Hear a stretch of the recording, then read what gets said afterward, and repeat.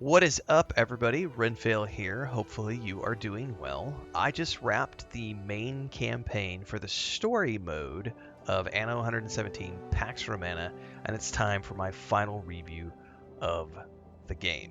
Shout out to Ubisoft for providing me with a key. I'm playing on the PS5 Pro, playing the gold edition of the game, which means I will be continuing to dabble with this in the months to come and next year as DLCs and etc. become available. But for the meantime, I want to talk about the story mode of the game, and obviously we're going to be continuing to play a little bit because we also have the other game mode that we can check out. But for now, let's go ahead and dive into the main campaign that I was working on. We can go through here. Relatively, and I think this just depends. The length of the story campaign depends largely upon the decisions that you make and how you choose to play through the story. I went with the diplomacy route, and I also opted to go the Celtic version of things as opposed to the Roman way of doing things, which there was lots of different options basically to do things.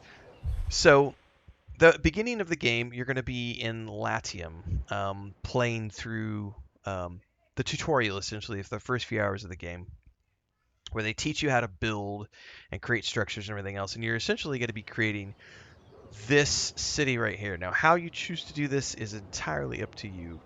But the layout, the what you decide to build, all of that is entirely up to you.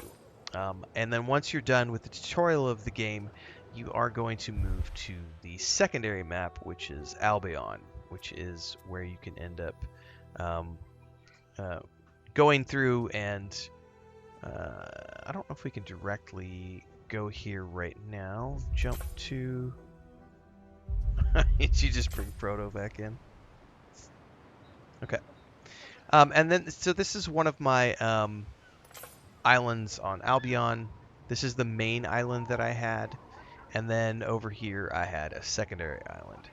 Now, the way I chose to do things, again, was I went with the Celtic line of things as opposed to the Roman line of things, which led to specific decisions that were made during the research options as well. So, as you can see, in my playthrough, I barely scratched the surface in terms of research, and I still have a couple of things that are still going. But the funny thing is like, and technically I'm done with the story campaign, but you can keep going. And there is a reason to keep going, which I'll get into here in a little bit. But my campaign, let me go look at total time played really quick, because I actually didn't check. And I was going to say this, in terms of how long does this game take, I think it just depends on the decisions you make. But let me go check my live streams really quick. I think we were in the, let's go look here, live. By the way, the music in this game is absolutely fire. I really, really, really like this. This game launched there. I think that was our first session. So we did 2, 5, 6, 7, 8, 9, 10, 11, 12, 13, 14 hours. So right around 14 hours for me to complete the storyline or the story campaign.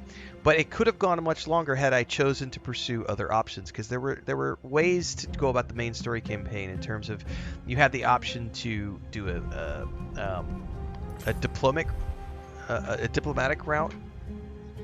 Frodo's in here scratching boxes. And then there was the option to conquer. There was the option to make alliances, do all these other things.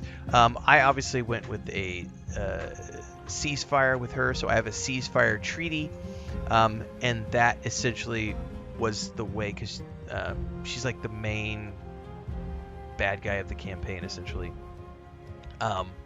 But now that we're done with that, we still have other things going on in diplomatic relations and everything else. And there's a couple of, I don't even know what these are. I didn't discover that through my playthrough, so I don't know what those are or who those people are yet. But there are obviously other places that you can unlock. And there's more quests going on we can see over here. And things that are continuing to go if I wanted to keep playing, even though there are technically no more quests available for me to pursue in terms of main quests. You know, over here there's something. I don't know what this is. Proud pillars they built for the gods. We Like would need to trees go. in a We would need to grove. bring my ship back here and see what she wanted. But because there are lots of different ways, your playthrough might vary in terms of time. I've heard between 15 and 30 hours for the main campaign, depending on the choices you make, how many islands you choose to pursue. There is lots of choice. One good example is there was this tree on the one of the islands that I settled in Albion, and Stay this away was a from tree folks who rhyme.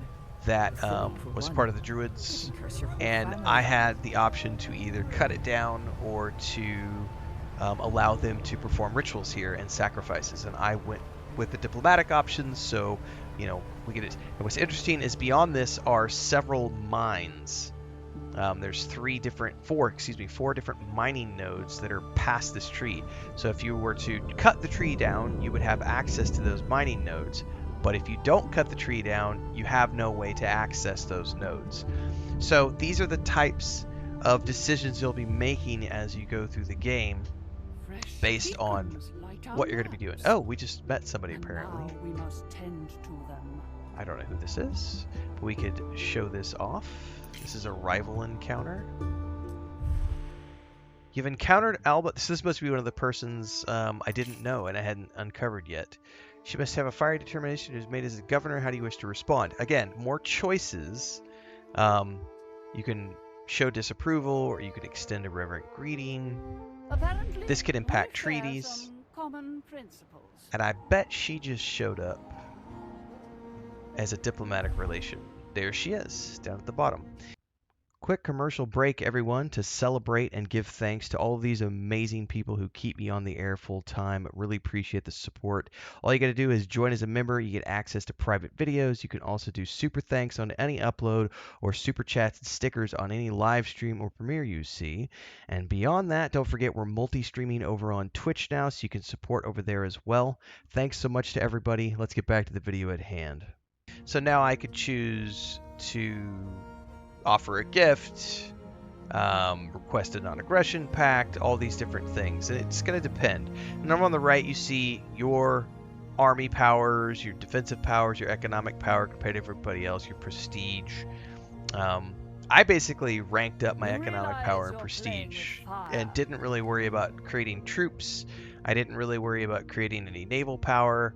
I did buy a couple of ships, but I think I only ever did 2 soldier units. Mostly I was just like, let's crank out buildings, and literally what I did was I set up a bunch of trade routes, and like I said, I ended up with, right now I ended the campaign with 175,000 credits, and it's still going up because I'm plus 1,400. So my economic strength is pretty dope.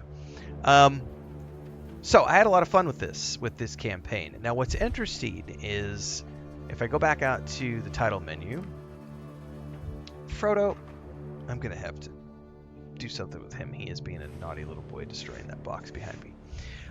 There is, if I wanted to go into New Game as an example, you can obviously do another campaign and play solo or play co-op, but there's also Endless Game Mode, which is what I want to try next.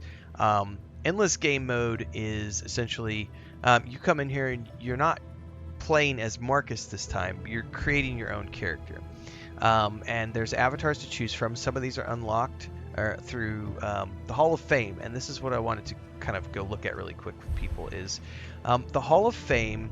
You notice I have some points down here at the bottom, and then there's 2 different Halls of Fame. There's one for Albion and one for Latium.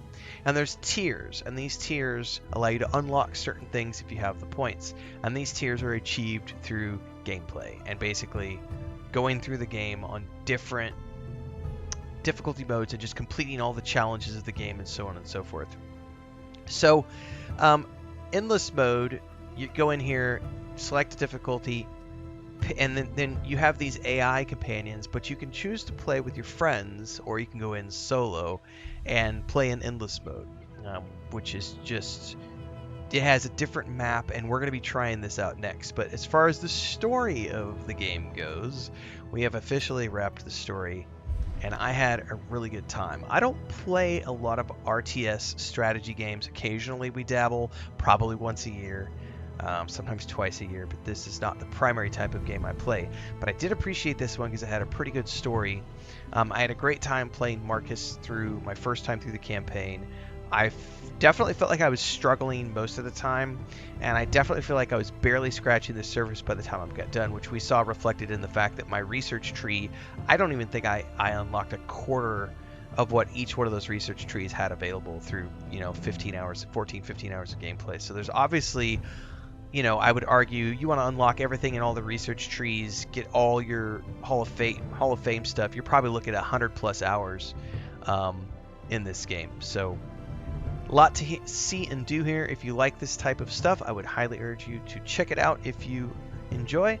Don't forget to watch the playthrough or the playlist. If you want to watch the VODs, you can watch the VODs. You can watch the playlist version as well, and watch things in episodic format. And let me know your thoughts in the comments down below. Until next time, everybody, stay safe, happy gaming, cheers.